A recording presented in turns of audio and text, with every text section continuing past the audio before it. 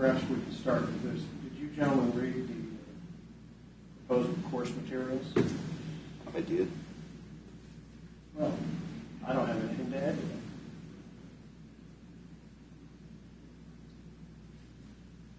Post The email from today. email. Mm-hmm. Roughly 2 o'clock. Apologies. Took a little bit longer than anticipated to get this done.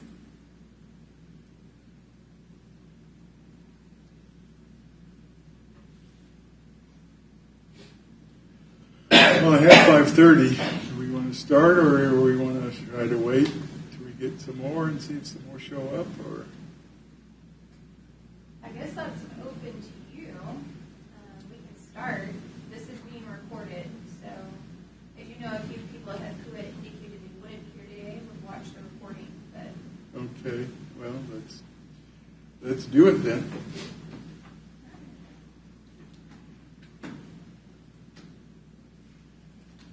okay, so today we wanted to go over the history of planning and zoning in the United States. So most of zoning, as you know, it was formed in the 1900s, but in regards to planning, the United States has seen actually a long history of plans being created and adopted for the formation of cities from the very beginning, from colonization. One of the most famous ones is Oglethorpe's plan for Savannah, Georgia.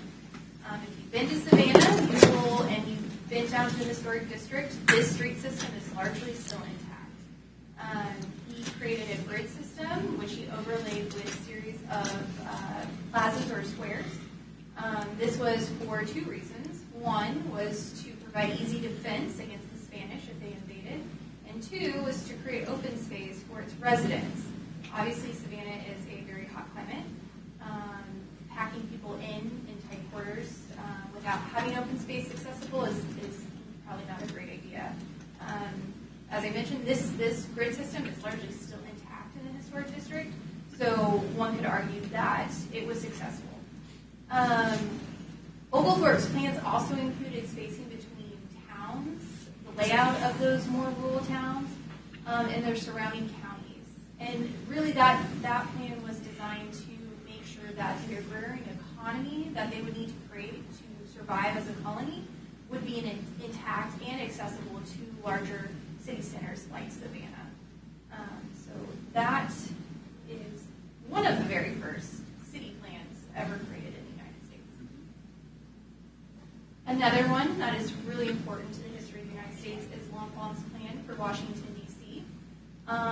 After the Revolutionary War concluded, obviously the United States had to decide where the capital was going to be. This area was chosen. It was mostly just swampland. But in 1791, Pierre Charles L'Enfant was selected by George Washington to design a plan for the future capital of the United States. Originally, the plan was just supposed to be a site selection, and then more specifically citing where important government buildings were going to be located. However, L'Enfant was French, and around the same time, Paris had gone through a major renewal, and he took some of the design concepts from that period and that plan and created a much broader scope of what Washington had hoped for. Again, there are still some existing design details from L'Enfant's plan that are still active today in Washington, D.C. Really, it's the grid system of roadways, but the radial street design, that was part of L'Enfant's plan. Again, major reason for that is fortification in case the United States was ever invaded. Which now brings us to 1901.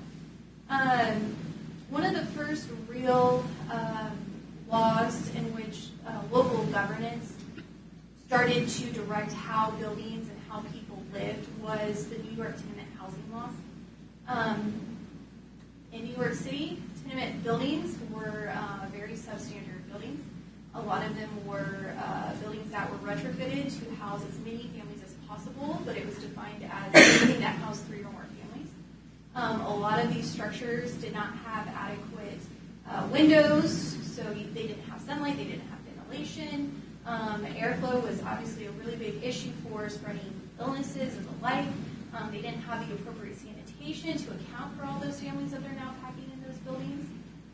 So New York created a law that required each building built, so new buildings, that their design would have to provide for light and air quality by requiring external facing windows in each room, an open courtyard, which again allowed for light and air quality to get into the inner side of the buildings, improved ventilation, indoor toilets, and better fire safety.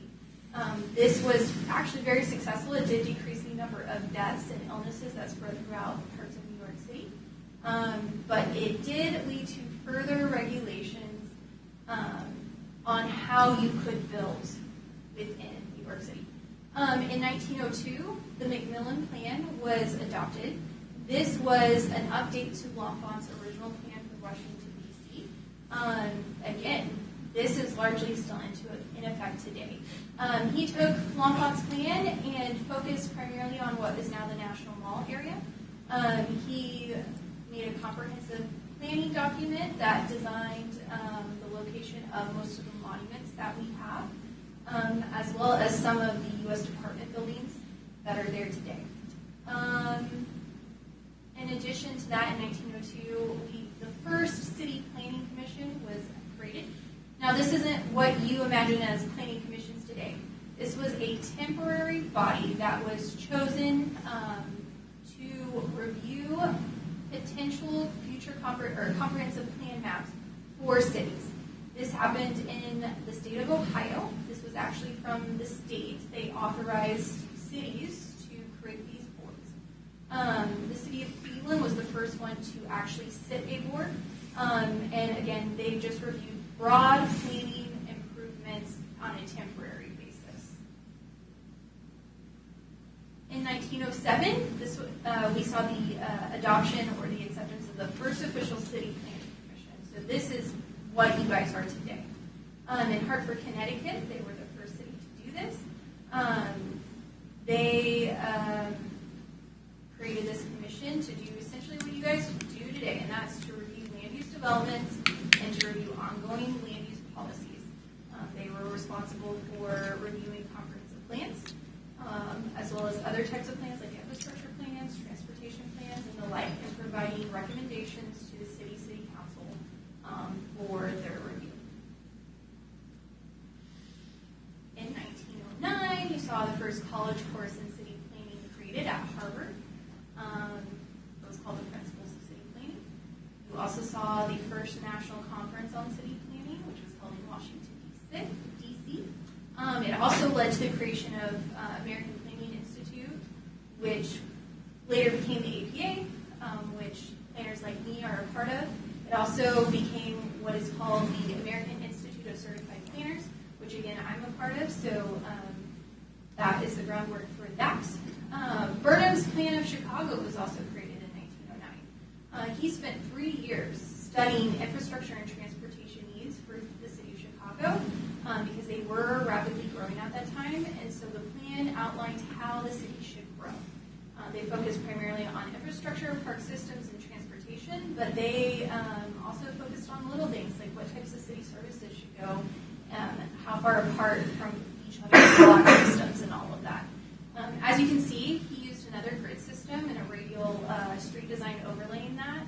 It was kind of led to the boulevard system, which you'll see in Kansas City with what J.C. Nichols did. So very influential design at this time. Also referred to as the City Beautiful movement. In 1913 and 1914, you saw the early prototypes of what we now know as zoning. New York, Minnesota, Wisconsin, and Illinois allowed some cities to create residential zoning districts. So creating actual zones that limit the type of uses that would be permitted within those areas. Carrying out the city plan was also created, which is the first text outlining the legal framework for city planning, as well as Harlan Bartholomew became the first full-time public sector city planner for Newark, New Jersey. Bartholomew was actually a very active planner. He has designed a lot of different comprehensive plans before he became the city planner for Newark, including for Wichita. In 1916, you have the first zoning resolution for the city of New York. Again, this is a response to the overdevelopment and heavy congestion within the city. What they did was they divided the city up into 5 separate zones. And as you can see there, that's what it looked like. Zones 1.5 and 2, I believe, were some sort of commercial. You would have some 3s that would allow for residential. They had industrial and the like. So really rudimentary zoning at its finest. In 1922, some local history, J.C. Nichols began building the Country Club Plaza. Might not know it, but historically it's really significant in the planning world. It was the first car-oriented shopping center in the United States. They included gas stations and free parking as its overall design.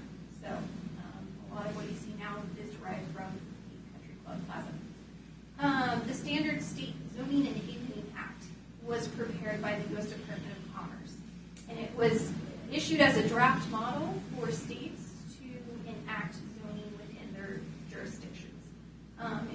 It would allow, obviously, cities and counties to create their own zoning ordinances moving forward. Also, the creation of regulatory taking kind of formed during this time. You saw this in Pennsylvania Coal Company versus Mahone. It was determined that a state law in the state of Pennsylvania, which was the Cooler Act, ended up being a regulatory taking because Pennsylvania Coal Company owned the mining rights of land around this town, and the property owner, Mahone, had built his property on top of this land. He only had surface rights, and he was deeded his property that way with only surface rights. However, the Cooler Act prohibited any mining activity which would cause subsidence of homes and surfaces near improved properties. The Mahones tried to stop and was successful at giving the Pennsylvania Coal Company from mining its rights underneath their home because they said, obviously, it would create a subsidence issue for their home and surrounding property. However,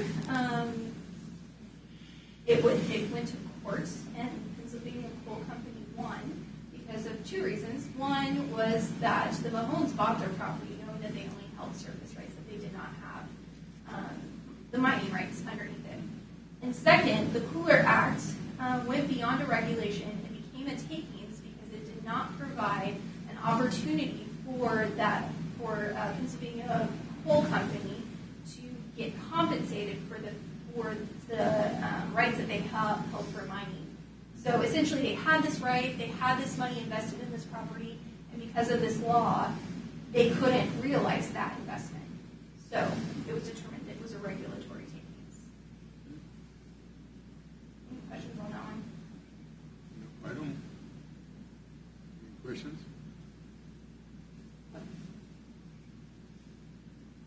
Some more local history.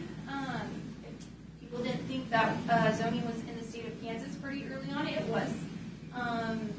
Ware versus the city of Wichita was actually the first that I'm aware of court case in the state of Kansas regarding legality of zoning regulations.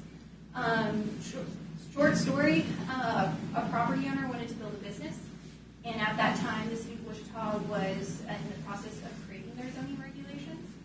The business owner wanted to go ahead and get his permits done before the regulations went into effect. There was some back and forth. Eventually he got his permit. However, he never established the business before the regulations took effect. And so he claimed that Wichita didn't have, that zoning was unconstitutional. However, the Kansas Supreme Court affirmed that it actually was constitutional because it was an exercise or a valid exercise of the police powers that cities and counties have. Again, he knew going into it that that's what they were planning on doing. So. In 1925, the first comprehensive plan was approved and adopted in Cincinnati, Ohio. It included plans for schools and play yards, garbage and refuse disposal, ways to finance improvements, and other municipal issues. So even from the beginning, comprehensive plans were comprehensive. It went beyond just land use. Parks, infrastructure, transportation have always been a part of comprehensive plans. Also, the first state-level land use plan was adopted for the state of New York. It focused on transportation corridors, settlement areas, and preserving rural area for agrarian purposes. In 1926, a very cornerstone court case happened for zoning. It was Euclid versus Ambler Realty. Ambler Realty owns 68 acres in the village of Euclid in Ohio. That village is actually on the outskirts of Cleveland. It's near where a lot of industrial development was starting to build up. And in anticipation of that spreading into their jurisdiction, the village of Euclid had began processing or developing a zoning ordinance in order to retain the value of the land within the village. They were essentially trying to block more industrial land from coming into their area. They created an ordinance that had 6 different use categories as well as different height and area restriction categories. So not only did they have residential, commercial, and commercial and industrial, they also had different districts that said your building can be only so tall here or it can be so tall here, and other area restrictions. After that ordinance was approved, the 68 acres that Ambler Realty owns was now subdivided into 3 separate zoning districts, and they had multiple different height and use districts over it. And they determined that it made it difficult for them because they had intended this to be an industrial development. However, now they could not develop it as industrial because zoning had taken into effect, and it just was not permitted now within the districts that the property was zoned. So they sued, citing that zoning was unconstitutional. However, the U.S. Supreme Court sided with the village of Euclid, stating that the zoning ordinance was not an unreasonable extension of the village's police powers under the 10th Amendment and did not have a character of arbitrary fiat, thus it was not unconstitutional. So in regards to the U.S. and zoning, this is a very significant court case. Any questions on that one? No. So pretty much the Supreme Court has upheld zoning rights on almost all the way through then. Well, keep going. Keep going? Maybe not. Not so much, huh? In 1927, you saw a Standard City Planning Enabling Act. You might have remember that from a previous slide. This one went a little bit further.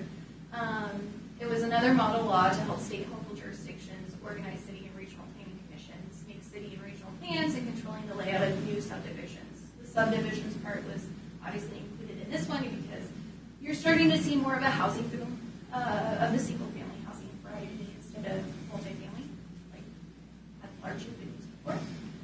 So, hello. Hey Marcus, how you doing? This Enabling Act was used by a lot of states to begin their zoning within their jurisdiction, and so it was a broadly used template. A lot of the framework for different states is still loosely based off of this Enabling Act. I can interrupt. If you want to sound educated, whether you are or not, it's referred to as Euclidean planning, much like Euclidean geometry. But from this point forward is really the substance of this presentation. Amy's done an excellent job laying the framework, but really from here on, I should get paid particular attention to because it leads to the very final point that we'll be discussing.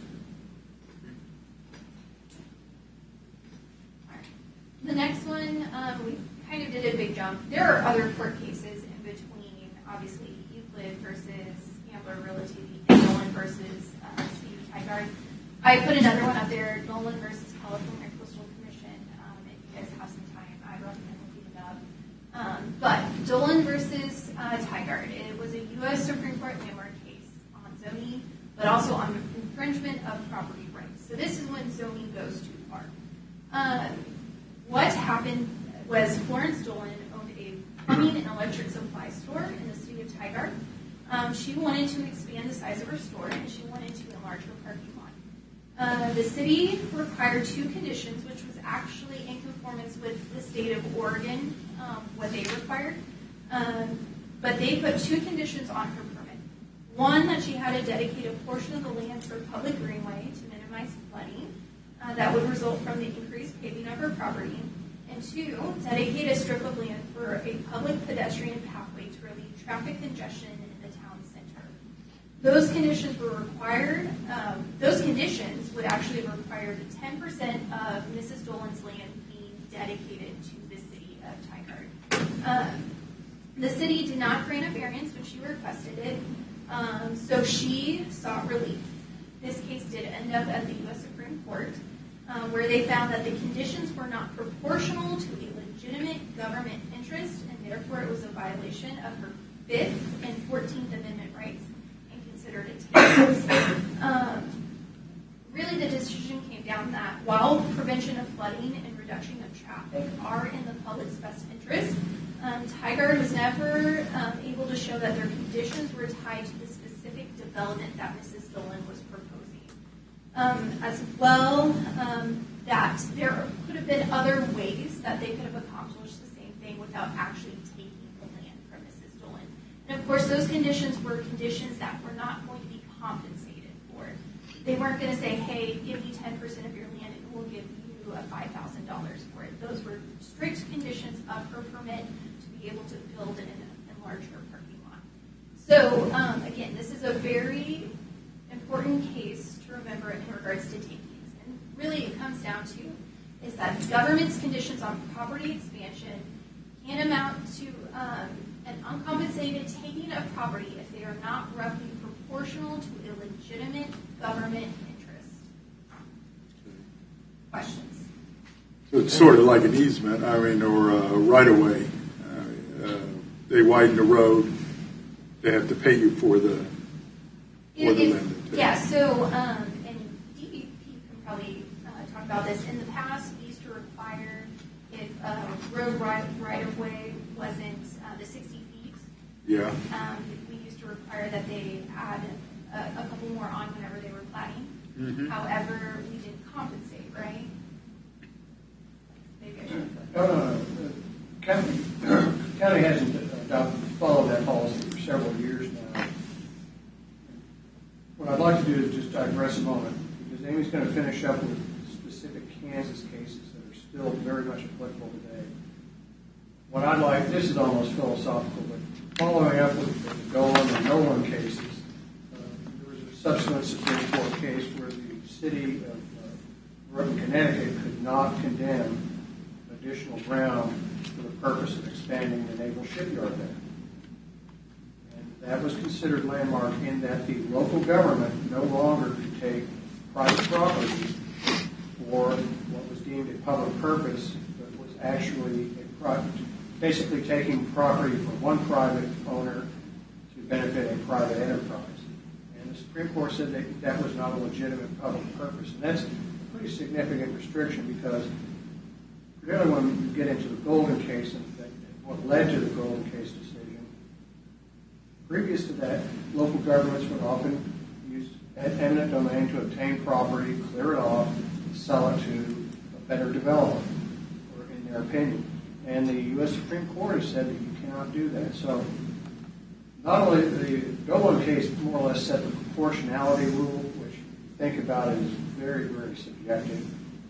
There's no mathematical formula that's to be applied.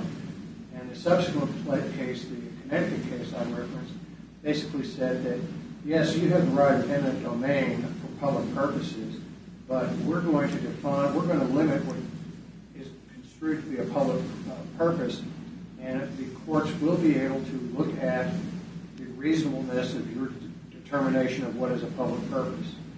So the reason I'm bringing this up is, at least on the higher level, the directions the courts are giving are You're allowed to do planning and zoning. You're allowed to exercise eminent domain to assist in planning and zoning, but you can only go so far. And what they're really doing, I think, is setting some bright line limits on what can be done. And the reason I think it's applicable to this body is when special use permits are issued or if conditions are put upon persons asking for rezoning or special use permits, those conditions have to be not only reasonable but proportional with respect to the impact on the use of that private property to the public purpose being served by those conditions. So, the instance Amy referenced was planning and zoning, but when people would come into plat subdivisions, they were requested as a condition to donate additional road right-of-way. Now, if there had been a plan to build a road along that area in the near future, that would justify it. However, it would probably justify it under the issuance of taking rather than regulation. So, bottom line is this: you are allowed to regulate, but if you take, you have to pay. Rightfully so. In regards to this case, there could have been other actions taken to accomplish the same thing. If they were concerned about flooding on the property, they could have required her to put an easement for the flooding. They could have required her to put a private access easement for a walkway. But they also took away her right to restrict her property to who could go in and on the property. Oh, they could have required her to put in a retention system. Right. But instead they basically took, or at least in the court's view, they took property rather than regulating property. Right. If they would have said you have to put in a detention pond on your property and maintain it, then that would have worked. And I'll speculate, I believe the courts would have upheld that because it would not have limited her use of the property. Right. Detention systems underground. Right. Okay. All right. So getting to Kansas, we had that training session a couple months ago where you got all the Kansas statutes. So the legal authority for cities and counties to adopt zoning regulations is found in KSA 12741. Furthermore, there are components that can be within a local zoning ordinance, and it starts at KSA 12753. There are a bunch of other ones. We gave you those. If you have questions about those, please let us know. But there's a lot of them, so I didn't want to go through them all again with you guys tonight. One of the first important cases for Kansas specific was called Golden versus the Overland Park case. If you've heard us talk about the golden factors, this is a case that set those standards. The background for this one was in 1966, Mr. Golden purchased a property that was zoned CO, which was an office building zoning district. So office type buildings, not really retail. Mr. Golden had begun plans to construct an office building. However, he was unable to secure tenants, and therefore he was not able to obtain the required funding to actually build his office building. In 1970, so that process stopped, and he just sat on the land. In 1972, he was approached by a car wash business about leasing his property. The lease was contingent upon the property being rezoned to CP1, which was a planned retail district, which allowed for car washes. The office buildings zoning district did not allow for car washes, so they had to rezone. The applicant did apply, or the property owner did apply to rezone his property. However, the lease option expired before the request was heard, so the matter was dropped and the application was denied. However, in 1974, Mr. Golden was approached again about leasing his property for a shopping center to be developed. Same boat. A shopping center would not be allowed in the office building zoning district. It had to be back to that CP1. That was the first zoning district that would allow it. He went through the review process. He provided concept drawings of what he was proposing to do. He outlined everything. Planning staff had recommended approval. However, when it got to the planning commission, they recommended denial due to wanting to preserve the property as a transition zone between heavier commercial and residential.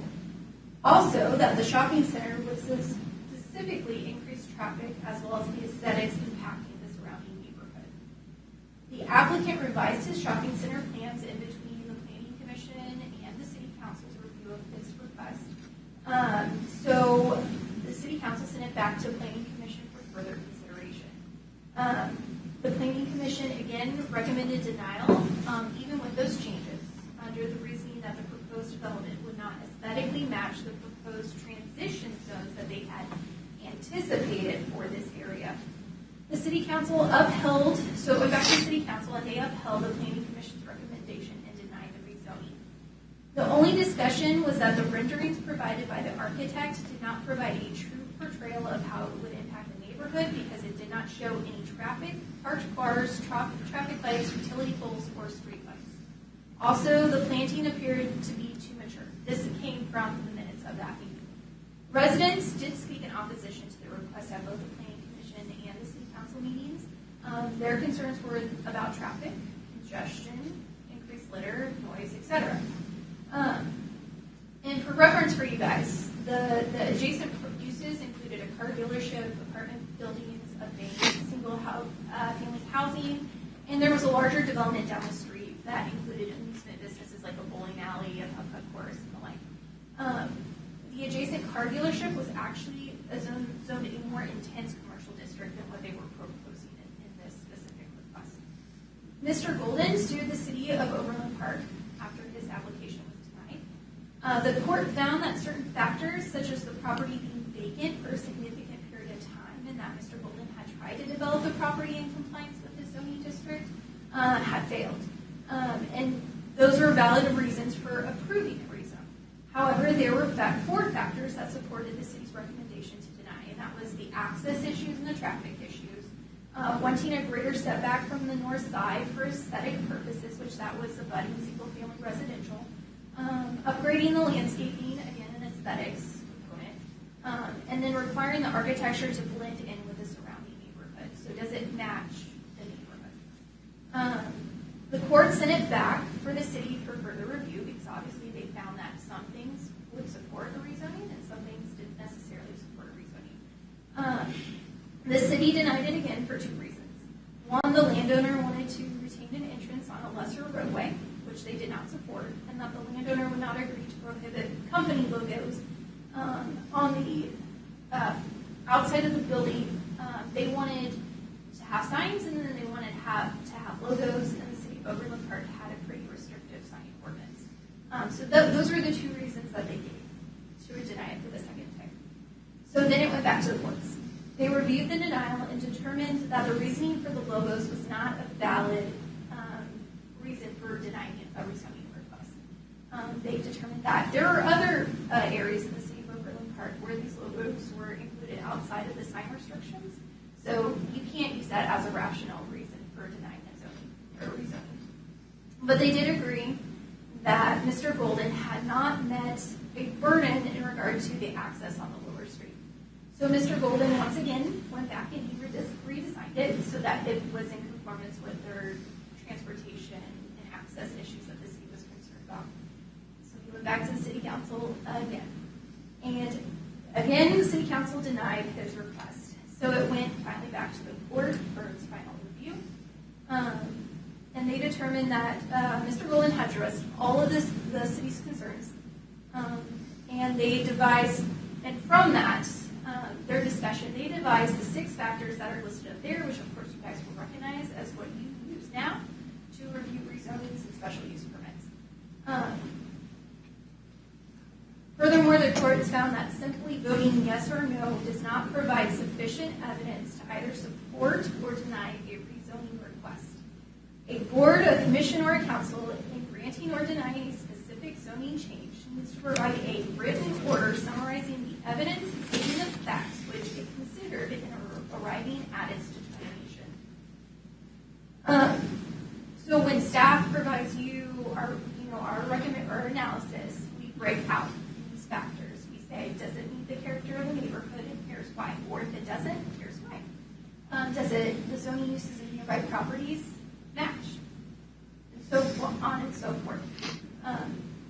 Again, those are the things that you are considering. Often when you guys are making your motion, you are citing the factors that staff provided you.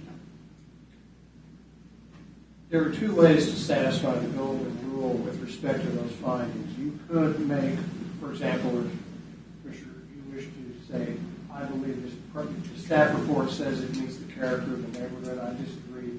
I feel it does not meet the character of the neighborhood because it's a residential area and the proposed rezoning would allow for 24-hour operation of a convenience store.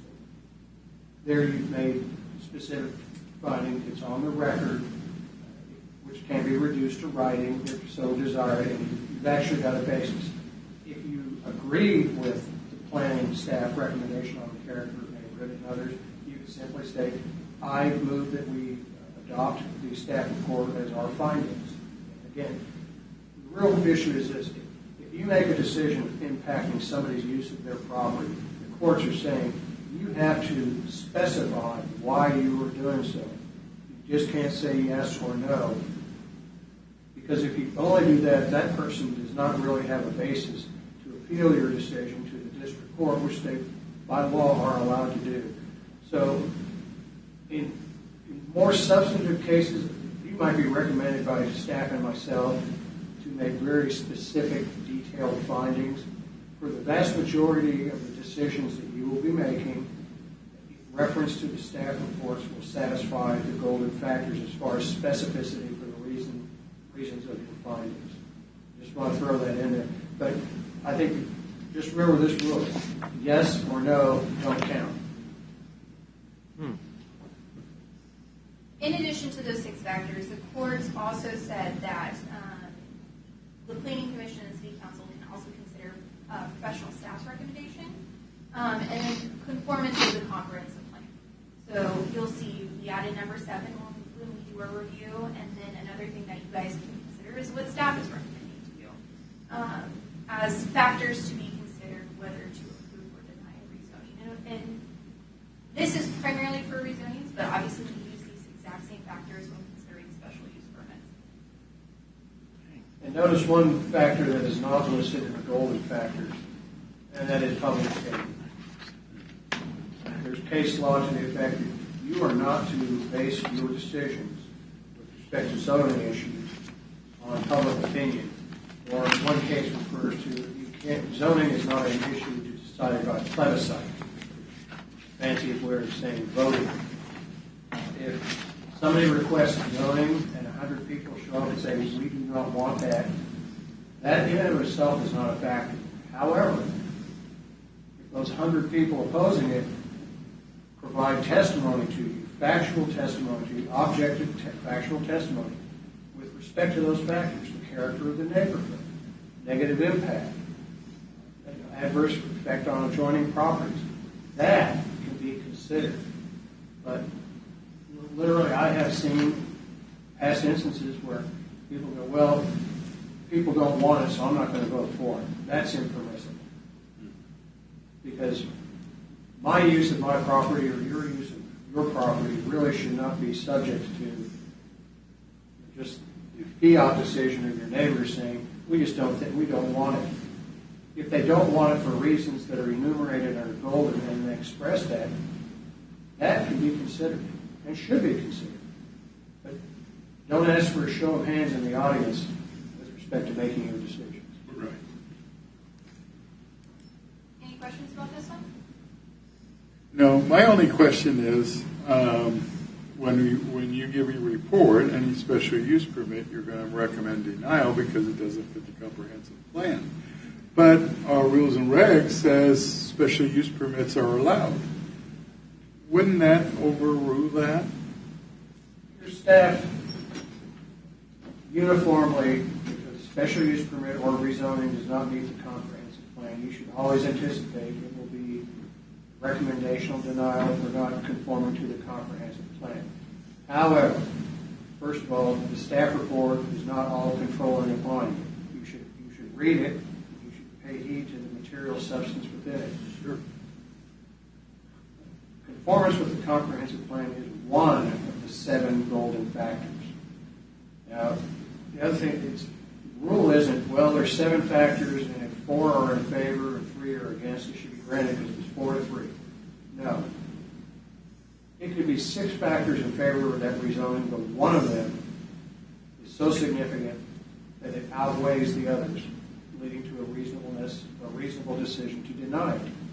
So here's the challenging part of your job, and for the commission too, when they finally hear these things, you've got to balance the proportionality of government regulation of land use versus the impact it has on the property owner. And what Golden is saying is you have to specify and enumerate the reasons for your zoning decisions. But they're basically saying it's not tally up, of the 7, 3 were in favor, 4 were against, so it's against. And they don't weight them. So you have to, quite frankly, exercise your judgment. So It's a case-by-case basis.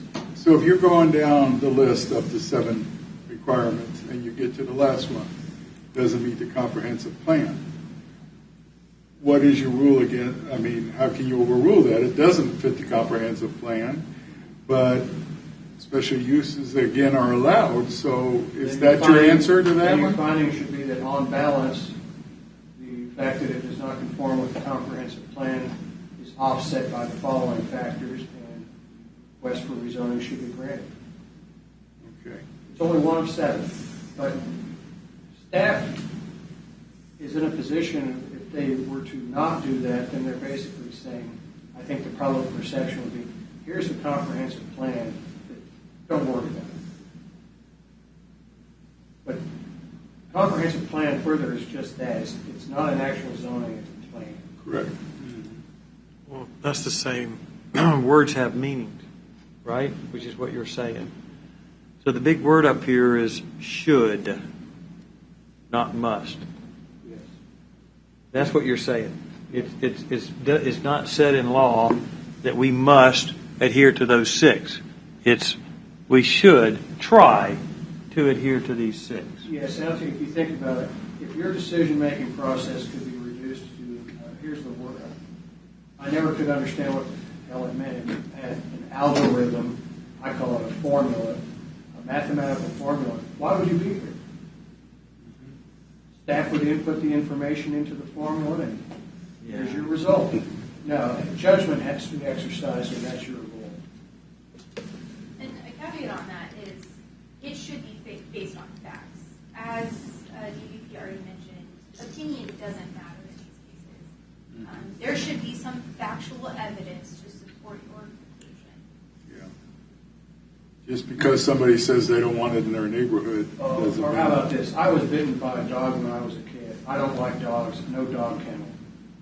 Yeah. Because obviously all dogs will bite. Well, that's a subjective reason, not an objective reason. Right. Okay. And I wasn't bitten by a dog. Love dogs. We can arrange that. But you should have been. They were afraid to. So I thought I heard what you said was the end result. What was the end result again? So did he they win? Found for Golden, yeah. They found for Golden. That Overland Park did not essentially use proper evidentiary reasoning Yeah, right. to. So they found in recognize- favor of Golden, and Golden won the lawsuit to the city. Okay. Because he met all of the Yeah. conditions Right. that they were concerned about. And what they were basically teeing up was not conducive enough to justify. Got it. Well, now, are these the golden rules that all the cities and counties are used Based off on? of And this court decision, that I am aware of uses the 7 golden factors, or I say 7 because we use the comprehensive plan as a determination with it. When I was at the city of Hutchinson, we used the exact same factors. When I looked at other staff reports for rezonings and special use permits, they use the exact same factors. I've never come across a city that doesn't. It's called the golden rule, golden rule, and you should follow it. However, that 7, you must at least review them if they apply. And if there are outside factors that really are material, are objectively material, you can consider them as well. But the real rule is you have to have an objective reason for your decision, and you have to enumerate, specify that basis so that if needed, Yeah, it's recorded, a yeah. court can review it. And what the courts also say, however, although Golden won, what the courts are really saying, if you enumerate those objective findings and they're factually based, the courts, it's done. The court, if you say, well, I think there's too much traffic because of this, this, and this, a court can't say, well, I looked at those things too, and I think there's not that much traffic. No, the court is not supposed to do that. If there's an objective, rational basis for your decisions, the law in Kansas is the courts are going to uphold that. Any more questions? Because that actually takes us to the next court case. Sorry, thank you. All right. The next one is Combined Investment Company versus the Board of Butler County Commissioners. Background on this one, the company, they owned a quarry in Butler County since 1969. The quarry had been in operation before that since 1952. I'm just going to refer to them as the company because it's a mouthful. They bought an adjacent section of land in preparation for the rock in their existing quarry to run out. However, that land was not zoned for quarry. So in 1976, the company applied to rezone the adjacent section from the agricultural zoning to a zoning district that allows the quarry to be able to operate. The Butler County Planning Commission held 2 public hearings and recommended approval of the request. However, a protest petition was signed by 20% of the adjacent property owners within 1,000 feet. So that required that the Board of County Commissioners approve this unanimously because there was only 3 commissioners. The board considered the request, but it failed because they only had 2 members vote in approval and 1 voted to deny. The company sued the commissioners. They were citing that the one commissioner who denied it, his decision was capricious, and that KSA 19-2920, which allows for those protest petitions, was unconstitutional. The court immediately threw out that. They said that statute is constitutional, that adjacent property owners do have the right to petition in cases where they are concerned about pending land use decisions, and it could require a unanimous vote in those situations. However, they did review the other side of the legal case, which is, was that one county commissioner's decision capricious? Was it unreasonable? Because it did not consider the applicable facts of the case. During their decision, the Supreme Court further clarified when the Golden decision is reviewed by the Supreme Court, what they're actually looking for. Like DVP said, they're not looking to see if they agree with the facts that you guys found. What they're looking for is that the district court's power is limited to determining A, the lawfulness of the action taken, and B, the reasonableness of such an action. That there is a presumption that the zoning authority acted reasonably, that the landowner has the burden of proving unreasonableness by a preponderance of the evidence, that a court may not substitute its judgment for that of the administrative body and should not declare the action unreasonable unless clearly and compelled to do so by the evidence, that the action is unreasonable and it is so arbitrary that it can be said it was taken without regard to the benefit of harm or harm involved to the community at large, including all interested parties, and was so wide. Whether the action is reasonable or not is a question of law to be determined upon the basis of the facts that were presented to the zoning authority, and that an appellate court must make the same review of the zoning authority's action as did the district court. So, like DVP, to sum that all up, was they're not reviewing. If you make a decision and it's based in fact, and you say that and it's written down as part of the approval or denial process, that's not what they're reviewing. They're reviewing to make sure that you did follow those steps, and that you didn't make your decision as in any unreasonable or capricious manner. So you didn't consider factors that really you shouldn't be considering these decisions, like public opinion. Anything else? It's a rock quarry. Some kid threw a rock at me when I was a kid and it hurt. I don't like rocks. I don't like rock quarry. No. That's obviously unreasonable. Arbitrary. And to be honest with you, the court standard is it's got to be almost that flagrant. Now, the most recent instance where an appellate court overturned the finding of the Board of County Commissioners it was very apparent from the record that the only factor that the Board of County Commissioners considered was public opposition. And in fact, they didn't just send it back for additional findings. They issued a special use permit that had been requested. So they do have purview to review your decisions.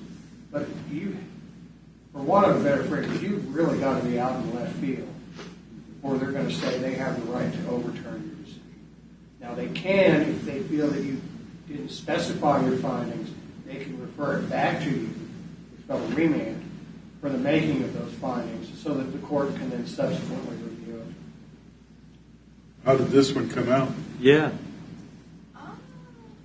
Goodness, you had to ask me that. I think they found in favor of Combined Investment Company, but I think they sent it back to the board for further review. So I'm not familiar enough, I haven't read that case in so long. It really doesn't matter because, quite frankly, if the court found that that one commissioner had a rational basis to vote no, and the statute required a unanimous decision in that instance, the court should have upheld the decision to deny the special use permit. Now, in your case, it's a practical matter because we have 5 commissioners. There's a valid protest petition.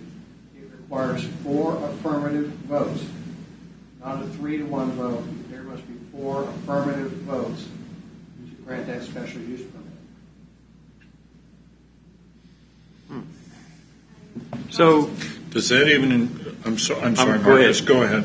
Does that even include if one of the commissioners has to recuse themselves for personal, 4 affirmative votes. So if one has to recuse, then it's got to be unanimous. Yes. Okay. And if 2 have to recuse, what do you do then? Quite frankly, you're kind of stuck. That's why recusal should only be exercised when you really have a valid reason to recuse yourself. Boy, this is a tough decision. I'm out of this one. No. You're here for the purpose of making a decision. Yeah, but I mean, if you'd have to recuse if you were a board member for Combined Investment Company. Absolutely. In that case, your membership on the board of Combined Investment Companies may lead to that special use permit application being denied. Yeah. Yeah, could be. And if we had that instance here, probably the recommendation to the Board of County Commissioners would be table this until such time as either the recusal issue can be resolved or it's going to lead. If you don't get 4 affirmative votes, it's by operation denied in the instance of a valid protest petition. Good. so we have one now that we said we'd table. We're going to table the construction material that is, the road asphalt construction material. It was tabled over the issue of KDOT permitting, and I believe, in fact, they're working on that.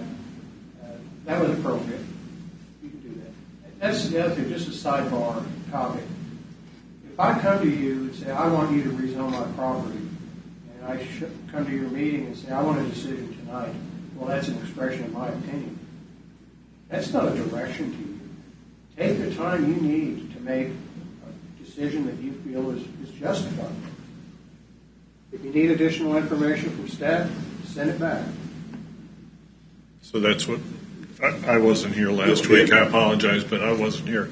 So we tabled it again? Yes, They requested The it. Lexico, Yeah. They requested it. they requested, KDOT was not timely in their responsiveness to them for their request. They asked for continuance until. And when he came and presented in the very beginning, he said, I'm in no hurry. It may be years before I get to it.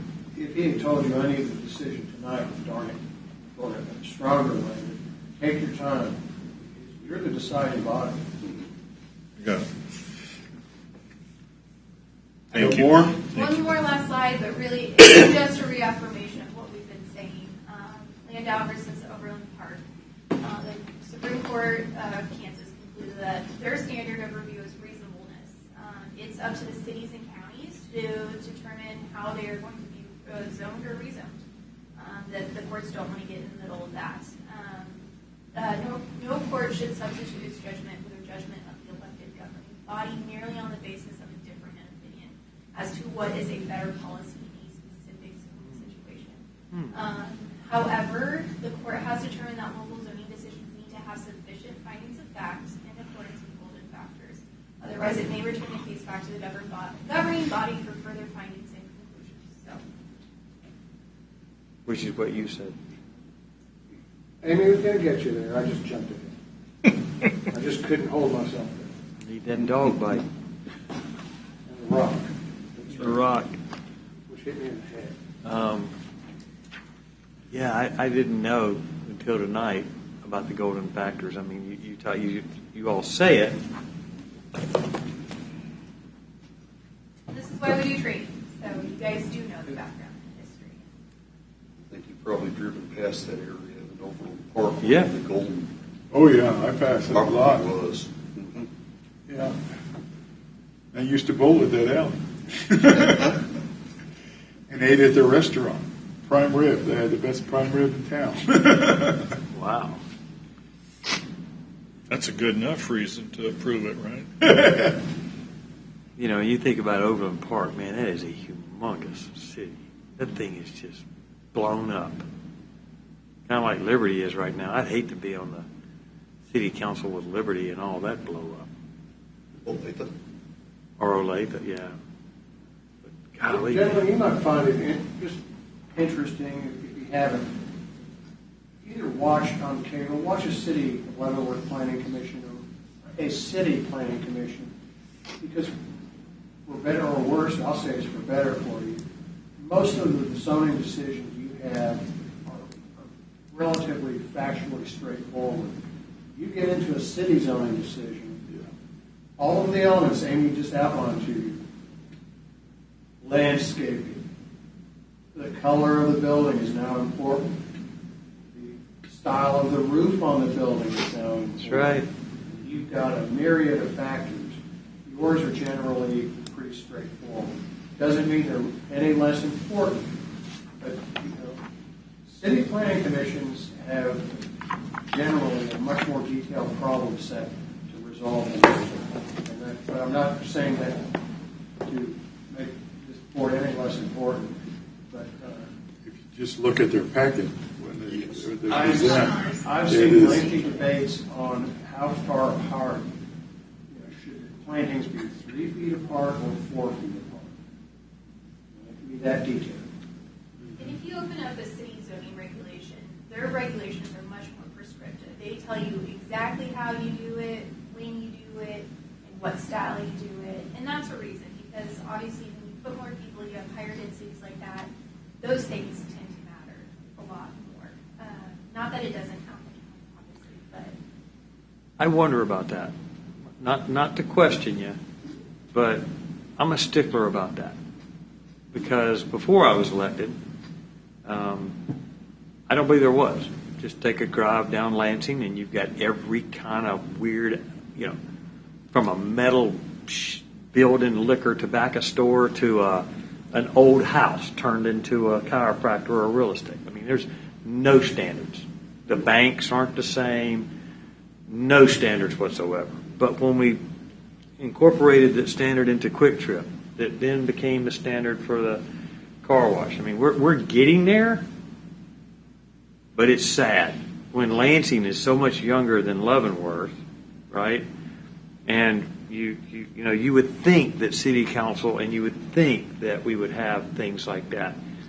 But you got, nothing against Greenemeyer. Greenemeyer's building up apartments. If he gets his way, he'll build this, and there's no set that he has to have it a certain color or brick up to a certain way and roofs to a certain way, because there's nothing written that prohibits. I mean, poor Josh. It's Josh, right? Yeah. Poor Josh. He's going to get an earful from me. Commissioner, It drives me crazy. changes in planning regulations are generally reactive. And generally when people try to be proactive, get a pretty rough ride. So I'll just give it, in 1978 when Golden was decided, the intersection of Shawnee Mission Parkway and K7 was a 2-lane road, and Shawnee Mission Parkway was gravel for the last mile. Times have changed. And standards change with it. Obviously, people have a different perception of how the built environment should look now than it did 20 years ago, than it did 50 years ago, and then it did 100 years ago. I mean, it's amazing that, like I said, L'Enfant's and Ogle Fork's plans are still largely intact from the areas that were developed because standards have changed. But that's just a sign of good planning. There's just as many cities that don't have their original plans still active or visible in their communities because they were bad. Well, we're incorporating them now in Lansing, but man, it's unbelievable. You know, it's like, That's your history at Lansing. you know. Anyway, I've taken up enough time. Yeah. Are we But we done? do have that, and we have a great guy now who's one of our lead planners, lead city jobs. You know, Well, commissioners, and for the commissioners who will watch this later, Stephanie, Amy, and I are here to assist you in making of your decisions. So when you need information, call upon us to give it to you. It'll probably be the most pleasant thing we do that day. All right, well, we're adjourned.